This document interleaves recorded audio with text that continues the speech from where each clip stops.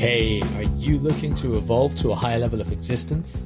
To practically harness spirituality and personal growth in a crazy, busy, imperfect world? Then you've come to the right place. My name is Prash, and this is Urban Spirituality, the show which fuses ancient wisdom with contemporary spiritual practices to deliver value-adding tools, traits, and insights to help you live your fullest potential. We always keep it real, featuring authentic, unfiltered dialogue with guests from diverse backgrounds to inspire, entertain, and enlighten all who listen. So get ready for your dose of urban spirituality. Be present and let's dive in. Ladies and gentlemen, welcome to another episode of Urban Spirituality with your host, Prash K. Today, I have the notorious pleasure of introducing you to the up-and-coming renegade martial artist come businessman, entrepreneur, and coach, Aidan Lee. Aidan is the founder and director of the up-and-coming FitRoots Academy and brings with him 20 years experience in multiple skills and qualifications within martial arts, philosophy, biomechanics, functional strength training, nutrition, psychology, and many other skills which he is cleverly using to coach entrepreneurs and busy folks from both sides of the Atlantic, helping them to transform their bodies and minds and achieve peak performance in all areas of their life. As he says himself, through FitRoots, he is on a mission to build modern warriors, create mavericks, and change makers in the world. And he seems to be doing a pretty good job of it so far. So would you please join me in welcoming Aidan Lee? Hey, pleasure to be here, man. Thank you very much for having me, Prash. Aidan, I'm so pleased that you're with us. Listen, I got to ask you straight away, when's the last time you had your face kicked in? Oh my God, what a question. Not for a while, man. I've purposely avoided that for good reasons. Probably a couple of years ago, maybe in sparring, but not anymore. I don't put myself through that, so I'm not complaining. Aidan, you have competed. I read your bio. I know you've been around places in Europe, further afield, testing your martial arts mettle, your mental capacity and your physical capacity to the limits with different sizes and shapes of competitors. Tell me what it's like to embrace pain. Nice. So what a question, buddy. Oh God, it's necessary, isn't it? I think pain is one of those things that as humans we must endure, and suffering, I see as a maybe not so much always in the moment, but especially in hindsight as a pleasurable and necessary thing, because it's like the opposites. If you don't have pain, how are you going to have pleasure, and vice versa? So I think it's important, but it's more of a mindset in the sense that, to take a certain level of pain, especially in training, you have to condition your body as well as your mind. And remember, the body and the mind has an initial reaction first, but it's how you interpret that is what you're going to feel like. So most people, for example, they get hit, they say, ow, that really hurts. But right, you can hold off and just control your breathing and just let it go and acknowledge that it hurt, but it doesn't hurt as much as you think it would. So since you just touched on it, why do we find people in this day and age living in a I can't stand pain culture? Why do we always see people masking their pain, emotional or otherwise, constantly, instead of embracing it or introspecting or questioning why they're suffering? Well, basically, it's like any form of conditioning, whether it be physical conditioning or mental conditioning, societal conditioning. That's what's happening. We have been deconditioned from pain. And because of the cotton wool lifestyles we live nowadays, of course, anything which is marginally close to pain resembles something which is not really that painful. So sometimes you say, I just barged you or punched you.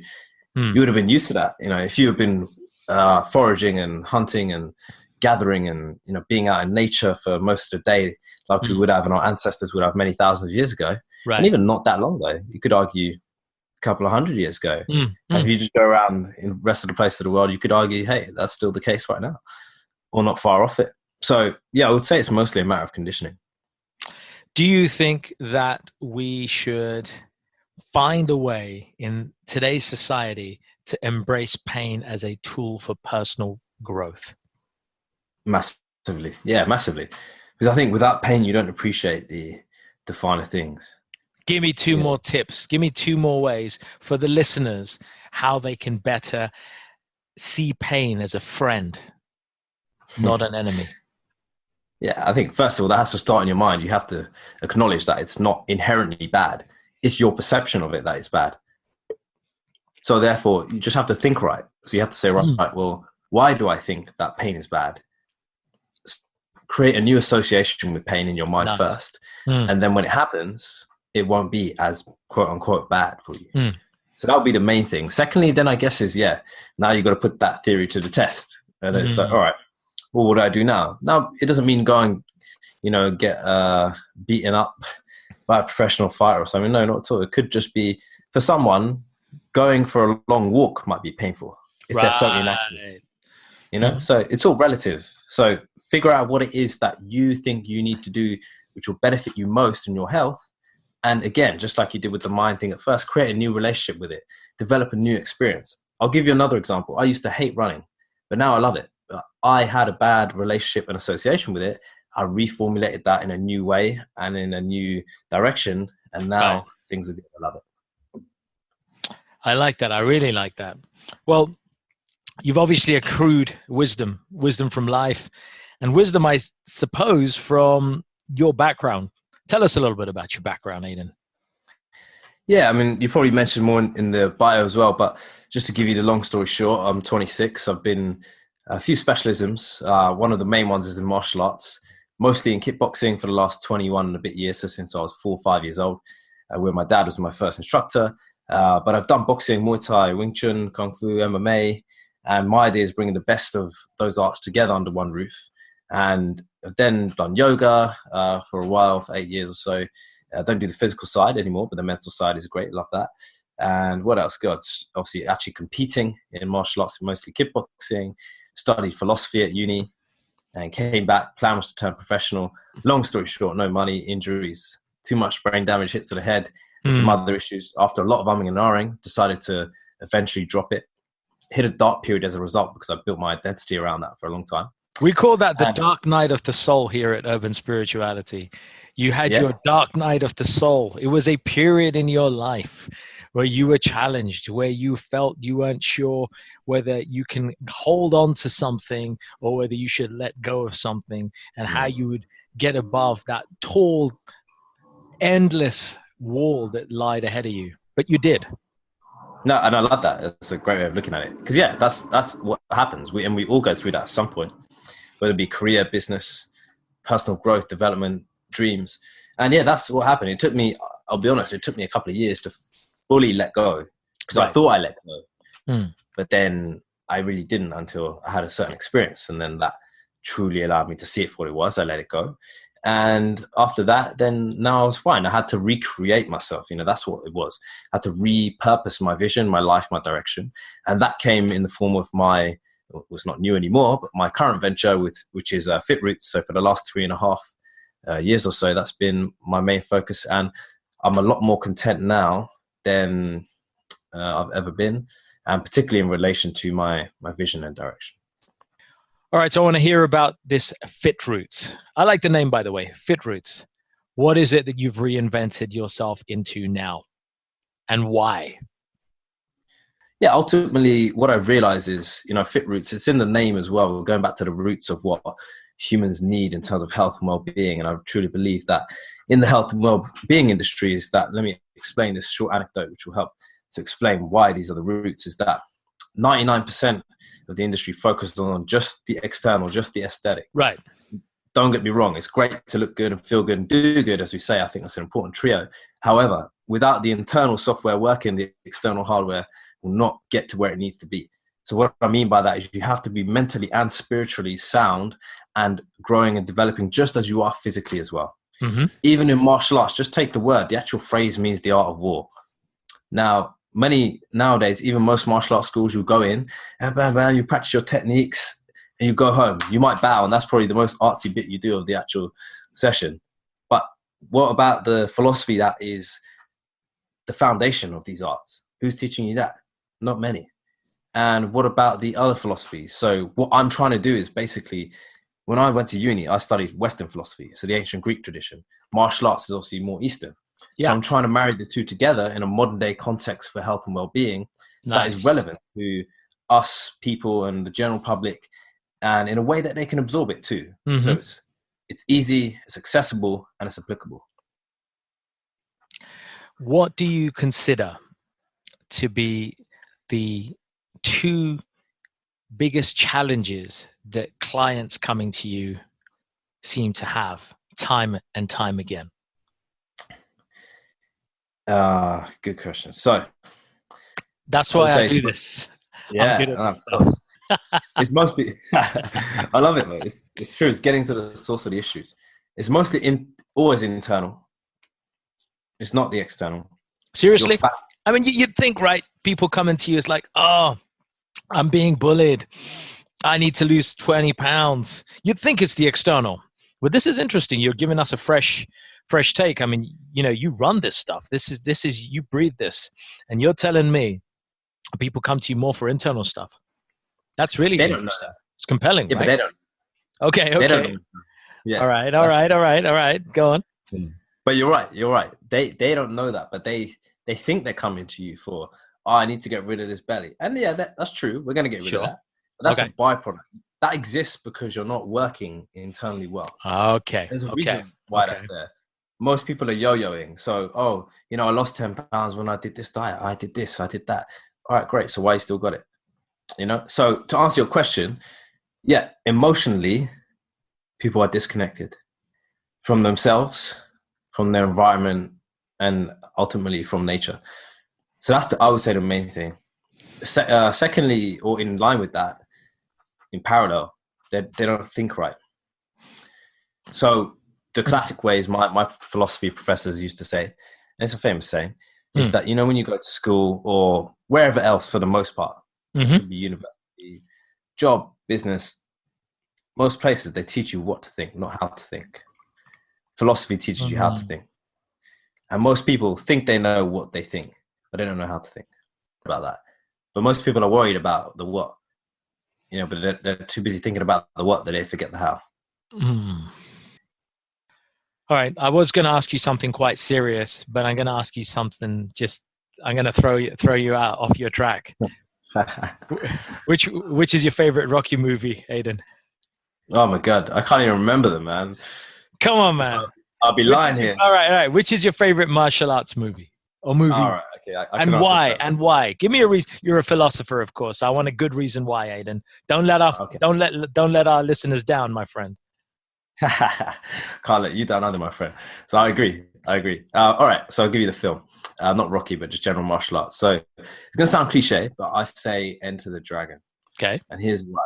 Because I think we had, maybe you and me had this discussion recently, actually, is that one of the reasons why Bruce Lee is so epic and prolific is because he tied the old in with the new and the arts with the martial and vice versa. He didn't, most people in the West around that time in the 70s and 80s were very stuck on the glitz and the glamour and the flair of martial arts. But really that they were just focusing on the martial as a result. Bruce still came, and in that film, many instances demonstrated why the arts was just as if not more important than the martial side. And he'd done it in such a way with such a flair that you couldn't deny the causality of being expressive and formative in the arts, which would give you that esteem and level in the martial side as well. So it was pure unity for me. I felt like that was a great way of expressing what martial arts is truly about. And it's a way of life like anything. Because mostly people attack because they know, and this could be attack on a societal scale or on a one-to-one basis. So I know, and that's why I like where you're going with this. I think you get it as well. Because people, when they know someone is weak or society is weak, they attack because they know they can win and beat the society and or person on an emotional level. But when you're secure enough in yourself individually and or as a society, it helps you to have self-preservation without lifting a finger.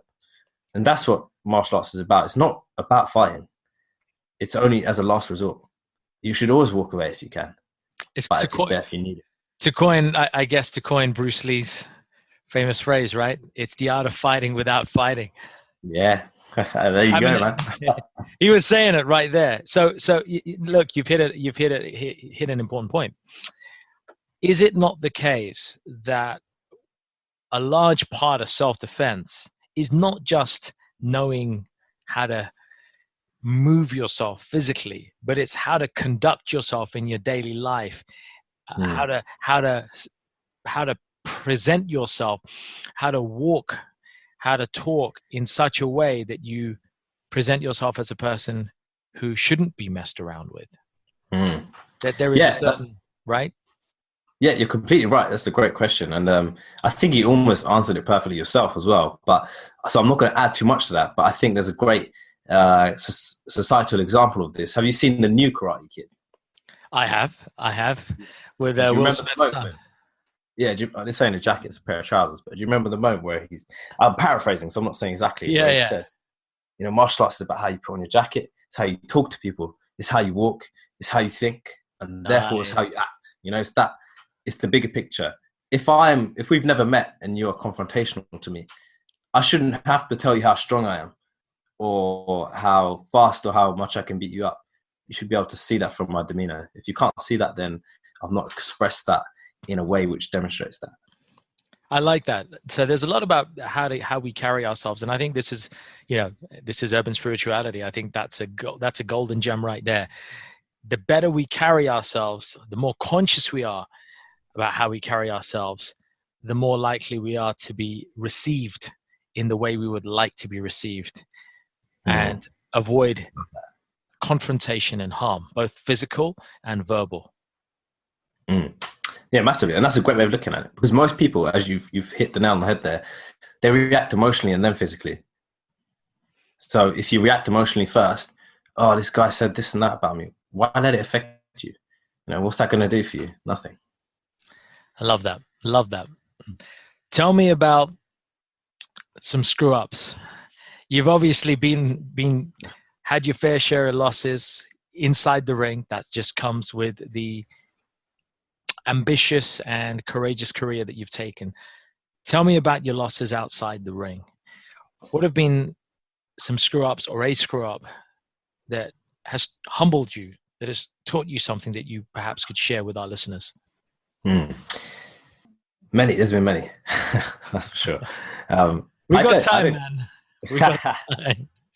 Yeah, I'm not sure there's one that really sticks out for me now, but I want to say more of a conceptual understanding about losses, which is probably more important than maybe my individual greatest loss. My theory is this, that the quicker I fail, the quicker I improve. So I actively try to fail, not in a way that sounds a bit contradictory, not in a way that basically I don't put any effort in and I do it wrong for the purpose of being wrong or failing. No, I try my best, but I just get to the end result quicker, and therefore I fail quicker. And as a result, I do make certain losses quicker, but as long as I don't keep repeating the same mistakes over and over again, next time around, I'm not going to make that same mistake. I'm not going to have that loss as a result. I would say, especially over the last 3.5 years since being in business, a lot of my losses, there have been some personal ones too, but I don't really see the difference right now. Business and personal, it's just one for me, because what I do is what I love, and I wouldn't get paid to do much else, or anything else. This is what I want to get paid for. And as a result, I see it as one, it's in unison. But yeah, massive amounts of losses there. For me, it was probably, if I was to highlight one big one, my relationship with money and finances, and trying to live in a world where you need it, but not having the upbringing or understanding beforehand that, hey, you just need a positive relationship with it. There's not anything inherently evil about it, but it's how you use it, which is the main thing. And even though I understood that in concept at the start, it took me a while to embody that, because now I use it as a tool and not as a weapon against me. I like that. Did you feel that that's what it was, that you felt you were a victim of money? It was kind of, you felt that it was victimizing you in some way. Yeah, almost so. Almost like you just think, oh, well, it's that whole sort of rich people are evil sort of thing. Not that I believe that, but it's like, more like you think that, oh, because if you have money, you've got it in some sort of unscrupulous way, and that's not the case. It's just a tool, like any tool. You know, I could have a sword right now. I could use it to chop trees, or I could use it to kill people. You know, what do I do? Nice. And it's how you use it. Yeah, very much so. And I think that's the old philosophical example there. I really like that. So how can we use, what is a lesson for us here, listening in here? What would you say to somebody who's having difficulty with money, whether it's not having enough of it, or whether it's having too much of it or an excess of it, and their character is being spoiled, or they're still unhappy? Because there's a lot of that going on. You know that for sure. Yeah, if it's what you're doing with it and how you're creating it. I would say the two things. So one is how you acquire it, and the two is how you spend it. So if you acquire it by immoral and unethical means, and then you go and therefore then spend it on things which are likely to be of a similar nature, you may be okay temporarily, but eventually you're going to be pretty empty and feel like your life is lacking purpose. So therefore, try and acquire your money in a way which gives you purpose, and purpose to hopefully others too. And then when you spend it, obviously apart from covering your basic means and everything like that, try and do it in a way which grows you and develops you. See it as like food, you know, you put it into your body, you put good food into your body, you get a good body. You put good money into your body and you invest in yourself by acquiring certain knowledge, by going and seeing certain teachers, by living and experiencing certain things. Your life is going to improve. And you're going to have a rich life, not a monetarily rich, but a rich life of experience. And try and share that with others, not necessarily give people money. I don't think that's necessarily a good thing. But try and give people opportunities by things that you create. So in my business, you know, if I go and eventually, which I have, and I guess, you know, I will be employing more people. If I can employ more people who will then go and help transform and change the lives of hundreds and thousands of other people, I see that as a great investment of my money.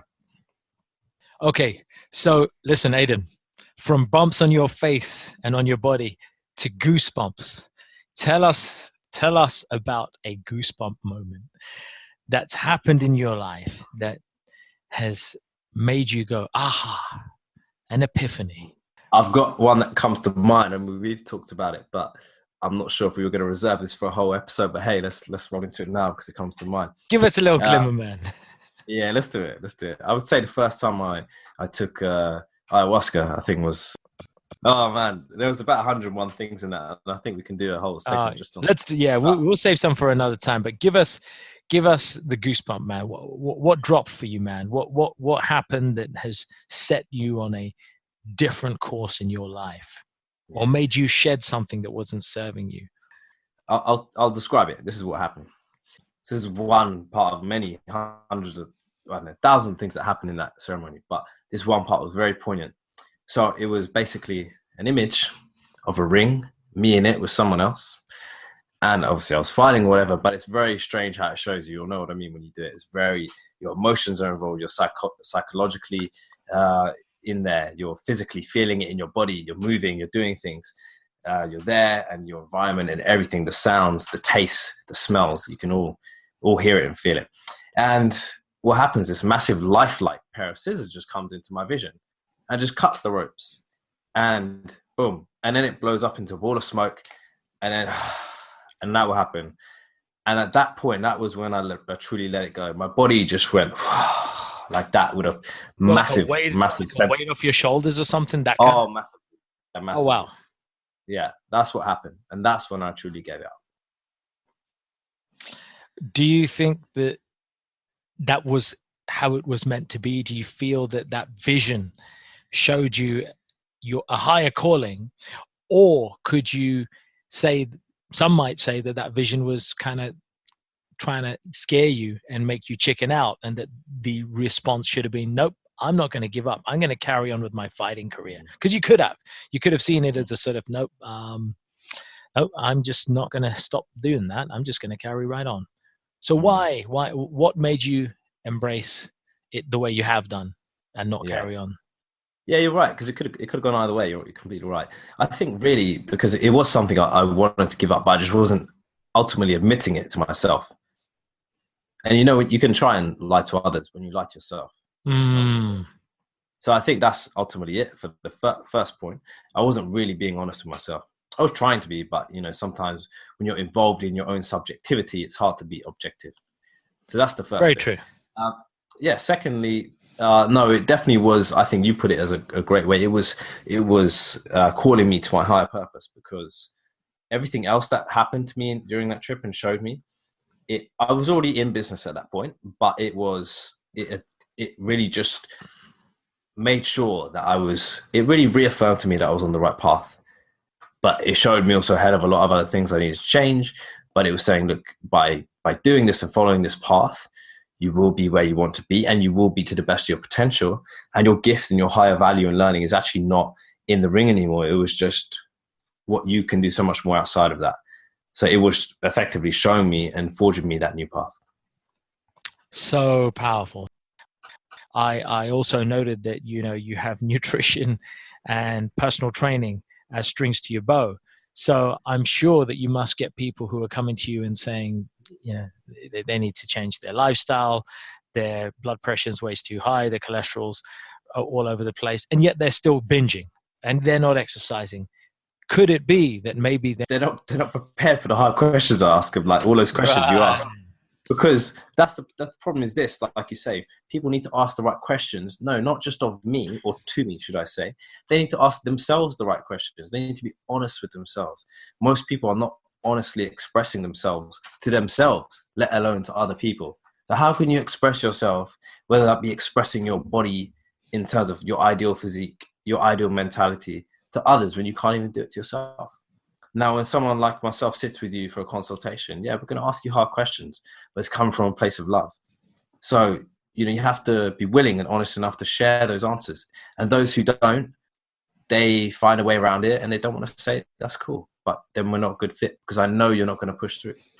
Those who do, I have people go and tell me all sorts of stories about, you know, going to near death, to suicide, to this, to that. And it's, you know, as sad as it is, sometimes those are the guys who are the best students. They've been to the bottom. They understand what it's like. They don't want to go back there again. They've been to the brink, you know, and they don't want to be like that anymore. All right, Aidan, listen, you're clearly a wise guy. So I want to ask you, firstly, what is your daily routine? Give us a little insight. Sure.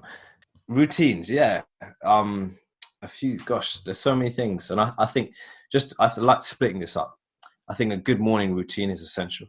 And so is a good evening routine. Because how you start the day dictates how the day goes. How you end the day follows the next day. But also helps you to reflect on your, I don't want to call it performance, because that, you know, that I think detracts from what it truly is. But how you end the day and the reflection that you have from that makes you feel and realize what your purpose was for that day, whether that was worth it or not. So morning and evening routine is the most important. Morning, I think the first hour of the day should be based and focused on yourself, and same with the last hour of the day. So I think, what does that mean? Well, that means you need to help yourself physically, mentally, and spiritually. Physically, do some form of training. Mentally, you may need to do some form of studying. So I like to study, I like to read. I like to train in the mornings to get my physical side done. Spiritually, I like to meditate. I like to reflect. I like to do my affirmations, my gratitude. So make sure that I'm current and present, and I'm here, and I'm ready to be the best version of myself today. So I would say that's the morning. There is more to it than that, I can say, but those are the main things. Evening is kind of the same, but in reverse. It's time to wind down. You know, it's time to meditate and reflect, be grateful, study again if I need to. Not do anything physical at the night so much, because I want to get to sleep, but more just focus on preparing and having a good rhythm in the body and in the mind. All right. Tell us about something that our audience can do. And that's great. You've shared about your routine.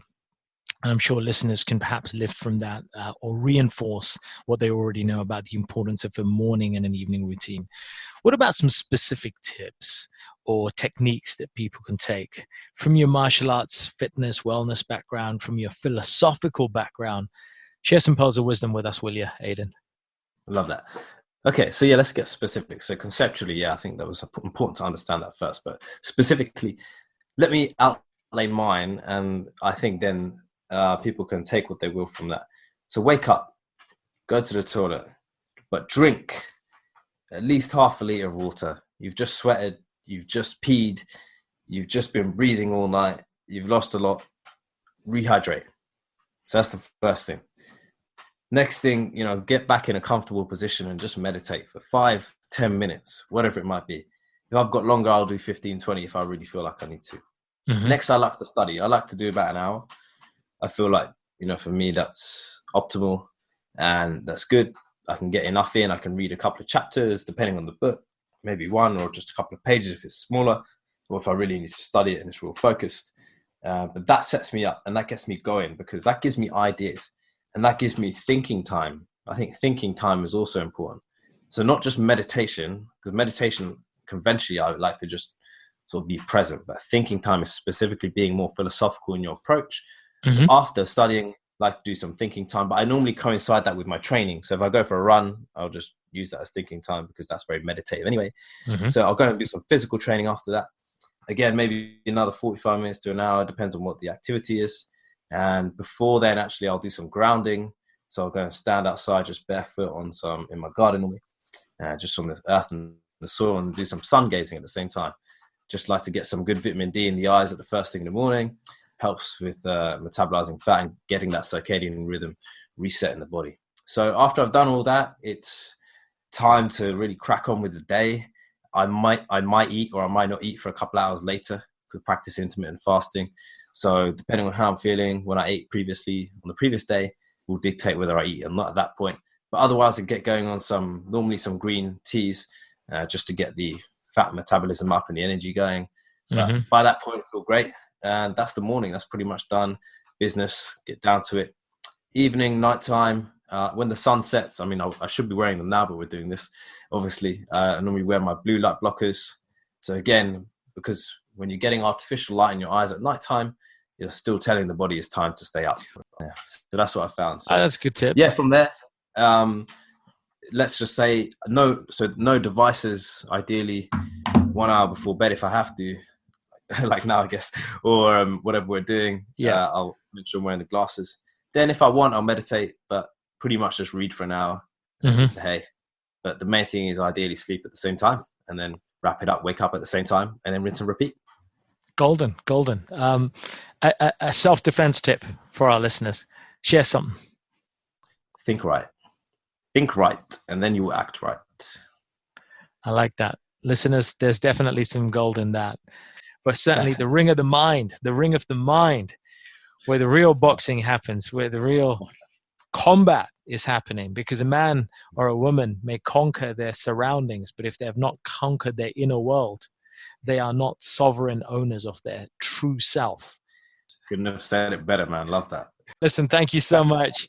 It's a real pleasure. I'm smiling ear to ear, and so are you. So we've done some good in the world. Listeners, we hope you enjoy this. Aidan, super good to have you. Pilsung, namaste. Thank you very much, brother. It's been a pleasure. Hey, folks. Thanks for listening. We hope you enjoyed this episode, and as with all our episodes, found something to inform, inspire, and empower you in your spiritual and personal journeys in life. As always, if you enjoyed it, feel free to leave a little love through your ratings and comments, share it with those who you care about, and take your personal and spiritual evolution to the next level by joining us on one of our events, workshops, or retreats. Find out more about us at mantratherapy.co.uk. I'm your host, Prash K. This is Urban Spirituality, and we will catch you on the next episode.